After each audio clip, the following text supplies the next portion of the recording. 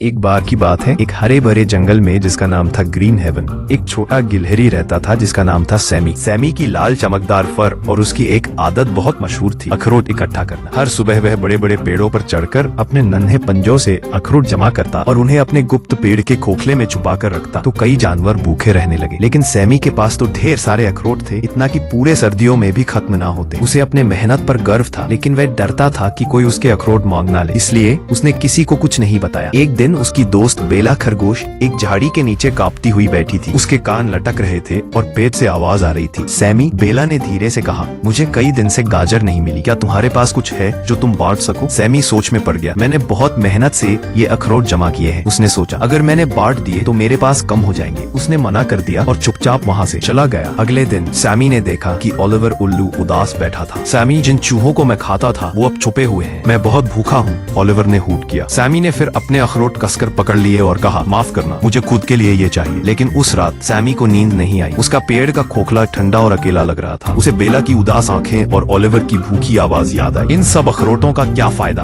उसने सोचा। अगर मेरे दोस्त भूखे हों और मैं अकेला रहूं। अगली सुबह सैमी ने एक फैसला किया। उसने अपने अखरोट उठाए और जंगल में घूम घूम कर बेला, ओलिवर और सभी भूखे जानवरों को बांटना शुरू किया। बेला ने खुशी से अखरोट खाए और उसके कान खड़े हो गए। ओलिवर भी उड़कर आया और पेट भरने पर मुस्कुराया। यहाँ तक कि छोटे चूहों ने भी सैमी को अपना खाना दिया। धीरे धीरे पूरे जंगल में हंसी और खुशी फैल गई। जानवरों ने जो भी था वो आपस में बांट लिया। पेड़, अखरोट और गर्म घोंसलों के लिए टहनियां। सैमी का खोखला अब पहले जितना भरा हुआ नहीं था, लेकिन उसका दिल खुशी और दोस्ती से भर गया था। उस दिन के बाद सैमी को समझ आ गया, बांटने से चीजें कम नहीं होती बल्कि खुशी बढ़ती है। और ग्रीन हेवन जंगल में फिर कभी कोई जानवर भूखा नहीं रहा, क्योंकि अब सब एक दूसरे का ख्याल रखने लगे थे। नैतिक शिक्षा, मॉरल, जो चीजें हम दूसरों के साथ बांटते हैं वही असली खुशी लाती है।